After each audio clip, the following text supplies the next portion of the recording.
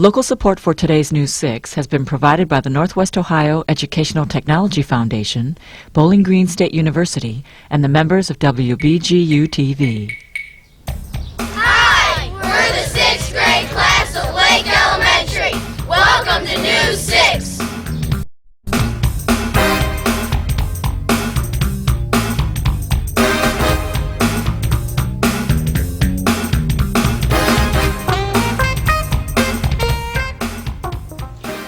Hi, I'm Jessica Caldwell from Lake Elementary. Welcome to News 6. With today's first story, here's Carmen Ann Zeldwa. In our first segment, News 6 visits a successful hardware business that began back in 1916 as a small neighborhood general store. The original business was started by hardworking immigrants from Czechoslovakia. News 6 reporter Nick Baer has the details. Ever need a left-handed widget? Well, I think we're in the right place. Hi, I'm Nick Baer. I'm here with Jamie Andrus of Andrus Hardware. Jamie, what is the history of Andrus Hardware? My grandfather came to this country in 1906. He was a Czechoslovakian immigrant. He worked many odd jobs on the east side of Toledo until he started a hardware store in 1916. He had a very large family. Eventually, my father, Albert, moved to this location in 1954. The hardware store carried many general items, and I took over in 1992. What are your most popular items? I think what gets me the most notoriety in Toledo was a lot of my plumbing. We've really niched well to our neighborhood, and we carry a lot of stems, repair parts. I think that's what my main items are here, are the plumbing. Why do you think Andrus Hardware has stood the test of time? I think one of the reasons we've stood the test is we've really niched with our neighborhood. We have a lot of items, a lot of older items that suit the neighborhood. We cater to our landlord and a lot of our real estate businesses, and I think that's why we're so popular. Thank you, Mr. Andrus. Now that we've got our left-handed widget, I think we can go back to the studio.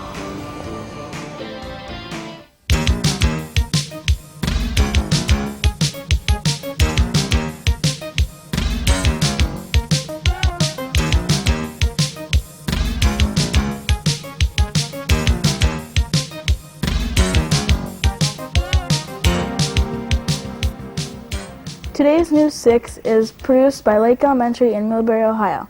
Millbury is located in Wood County, 3 miles east of Toledo Municipal Airport.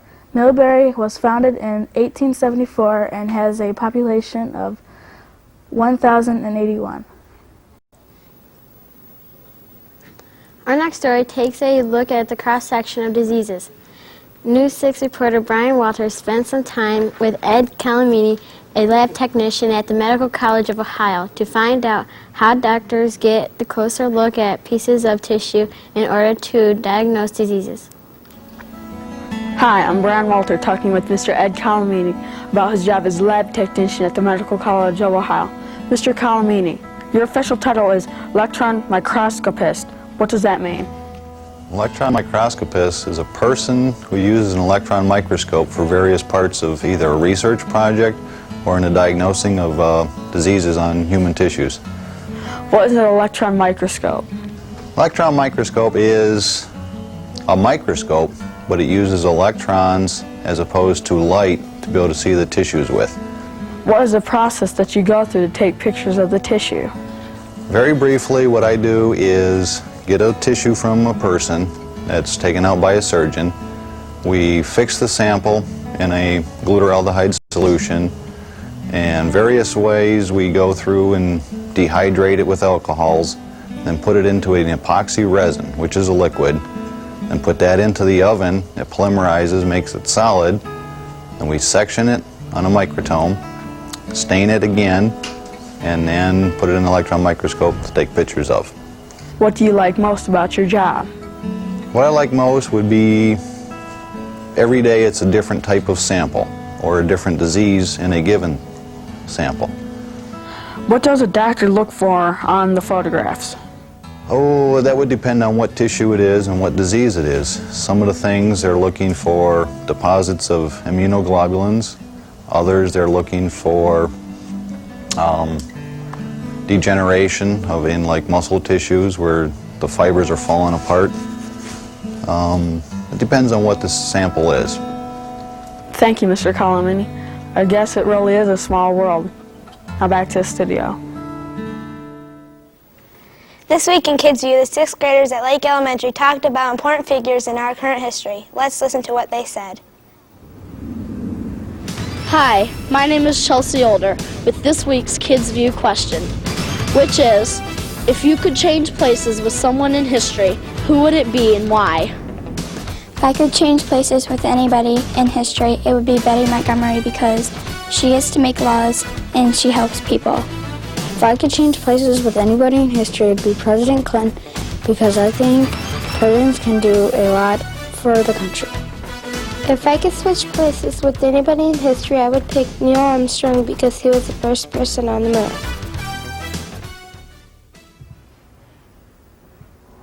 In northern parts of the United States, where the winters are cold and long, dog sled racing is fairly common, but in the Midwest, the sport is not as well known.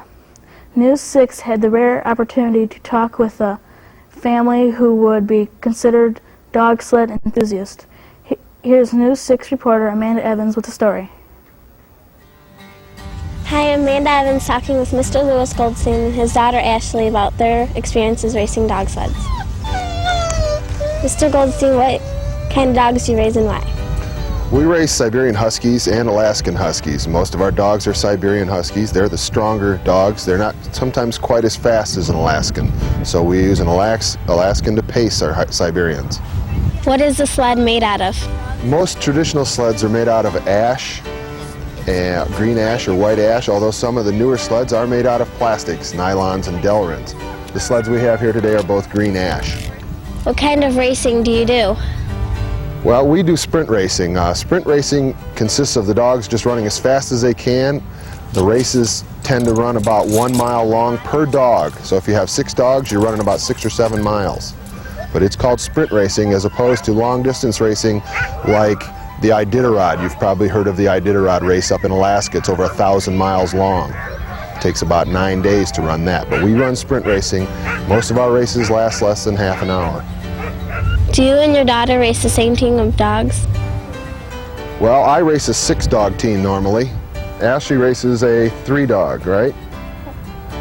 And she races in what's called a junior class, and you don't race the same dogs usually. Once a dog runs in a day, he's put up, and all he gets to do is lay around and eat and sleep for the rest of the day. Thank you, Mr. Goldstein and Ashley. Now let's race back to the studio. That's all for this week's show. Be sure to tune in next week when the 6th grade class of Baton Elementary visits News 6.